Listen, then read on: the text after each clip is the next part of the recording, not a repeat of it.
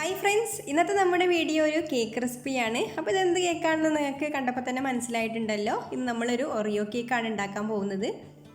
അപ്പോൾ ഇതിന് വേണ്ടിയിട്ട് നമ്മൾ തയ്യാറാക്കുന്നത് സാധാരണ ഒരു സ്പോഞ്ച് കേക്ക് അല്ല കേട്ടോ. നല്ല സോഫ്റ്റ് ആയിട്ടുള്ള മോയ്സ്റ്റ് ആയിട്ടുള്ള ഒരു ചോക്ലേറ്റ് സ്പോഞ്ച് കേക്കാണ്. വായിലിട്ടാൽ അലിഞ്ഞു പോകുന്ന അത്രയും സോഫ്റ്റ് ആയിട്ടുള്ള കേക്കാണ് കേട്ടോ.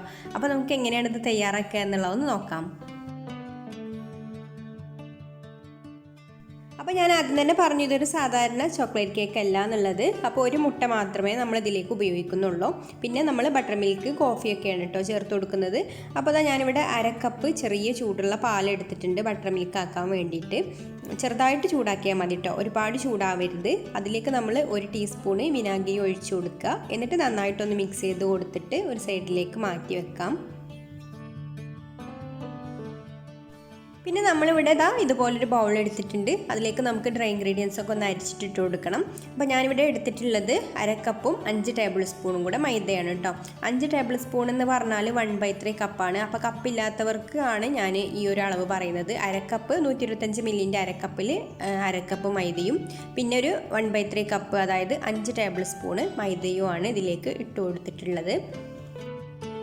ഇനി നമുക്കിതിലേക്ക് 5 ടേബിൾ സ്പൂണ് കൊക്കോ പൗഡർ ചേർത്ത് കൊടുക്കാം. അപ്പോൾ ഞാനിവിടെ എടുത്തിട്ടുള്ളത് ഹെർഷീസിൻ്റെ ലൈറ്റ് കളറിലുള്ള കൊക്കോ പൗഡറാണ് കേട്ടോ.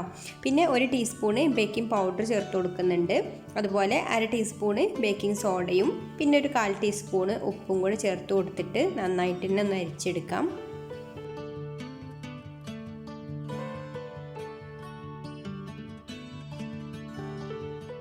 അപ്പോൾ ഇതിവിടെ നന്നായിട്ട് തന്നെ ഒന്ന് അരിച്ചെടുത്തിട്ടുണ്ട്. ഇനി ഇതുപോലെ ഒന്ന് മിക്സ് ചെയ്ത് കൊടുക്കുക.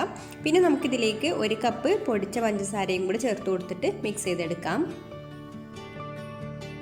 പഞ്ചസാരയും കൂടി ചേർത്ത് കൊടുത്തിട്ട് ഇതുപോലെ നന്നായിട്ട് തന്നെ ഒന്ന് യോജിപ്പിച്ചെടുക്കണം. ഇനി നമുക്കിതിലേക്ക് വെറ്റ് ഇൻഗ്രീഡിയൻസ് ഒക്കെ ചേർത്ത് കൊടുക്കാം. അപ്പോൾ ആദ്യം തന്നെ നമ്മൾ റെഡിയാക്കി വെച്ചിട്ടുള്ള ബട്ടർ മിൽക്ക് ചേർത്ത് കൊടുക്കാം.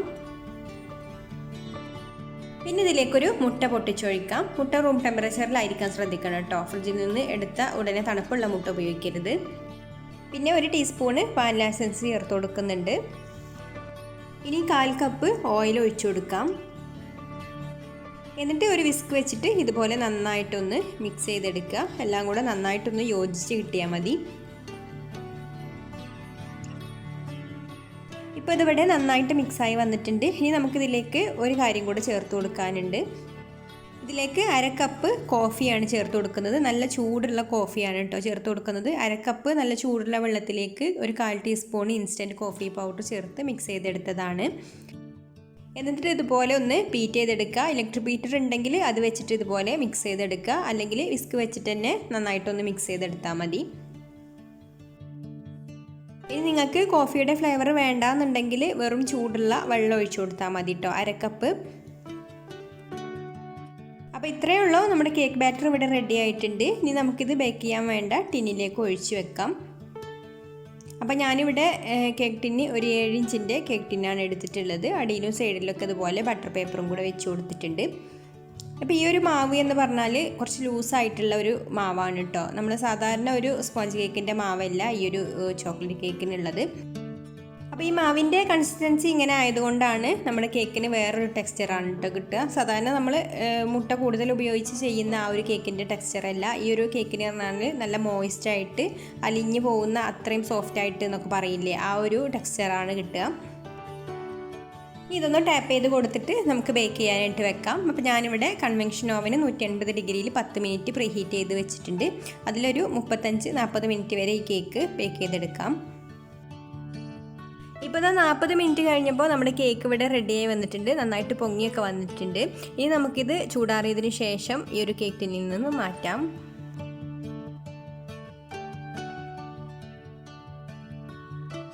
ഇനി നമുക്ക് ഇതിലേക്ക് ഒറിയോ ക്രീം റെഡിയാക്കി എടുക്കാം. അപ്പോൾ ആദ്യം തന്നെ വിപ്പിംഗ് ക്രീം ബീറ്റ് ചെയ്തെടുക്കാം.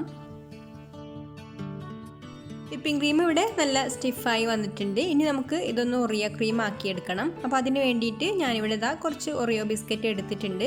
അത് ഇതുപോലൊരു മിക്സിയുടെ ചെറിയ ജാറിലേക്ക് ഇട്ടിട്ട് ഒന്ന് നന്നായിട്ട് തന്നെ പൊടിച്ചെടുക്കുക. എന്നിട്ട് നമുക്ക് ക്രീമിലേക്ക് ചേർത്തിട്ട് മിക്സ് ചെയ്തെടുക്കാം.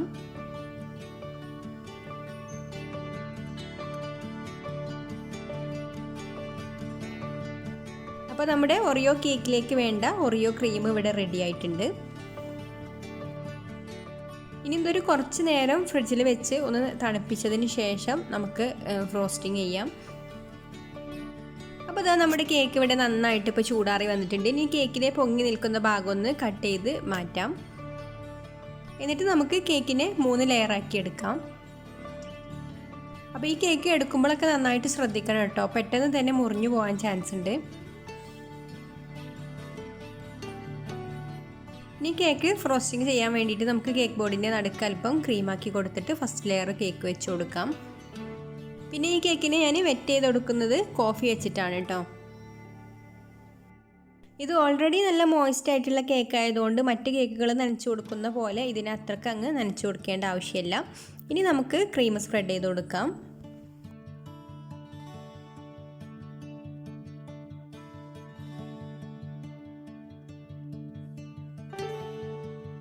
ഇനി സെക്കൻഡ് ലെയർ കേക്ക് വെച്ച് കൊടുത്തിട്ട് നേരത്തെ ചെയ്തതുപോലെ തന്നെ കോഫി വെച്ചിട്ട് ഒന്ന് വെറ്റ് ചെയ്ത് കൊടുക്കുക. എന്നിട്ട് നമുക്ക് ക്രീം സ്പ്രെഡ് ചെയ്യാം.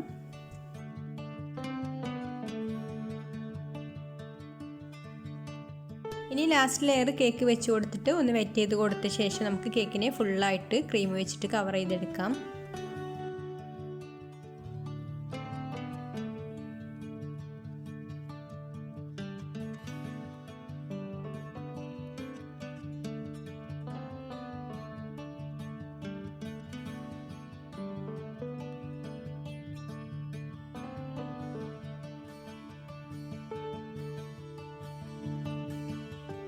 ഇനി കേക്കിനെ നന്നായിട്ടൊന്ന് ഫിനിഷിംഗ് ആക്കി കൊടുക്കാം. അപ്പോൾ ഇതുപോലെ സ്ക്രാപ്പർ വെച്ചിട്ട് സൈഡൊക്കെ ഒന്ന് ക്ലിയർ ചെയ്ത് കൊടുക്കാം.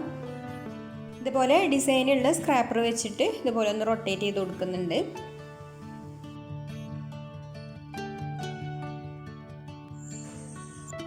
ഇനി കേക്കിനെ നമുക്ക് ഇഷ്ടമുള്ള പോലെ ഡെക്കറേറ്റ് ചെയ്യാം.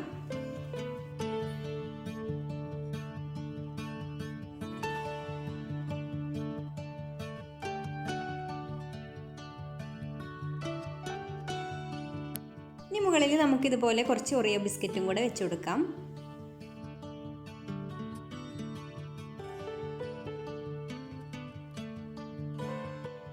ഇനി ഫ്രിഡ്ജിൽ വെച്ച് നന്നായിട്ടൊന്ന് തണുപ്പിച്ച് സെറ്റ് ആയതിന് ശേഷം നമുക്ക് കട്ട് ചെയ്യാം.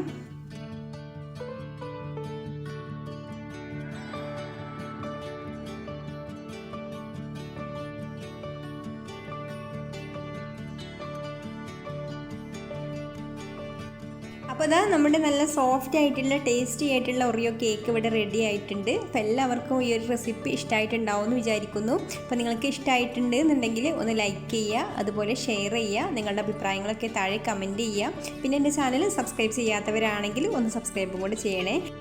അപ്പോൾ ഇനി മറ്റൊരു നല്ല റെസിപ്പിയുമായിട്ട് വീണ്ടും വരാം. താങ്ക്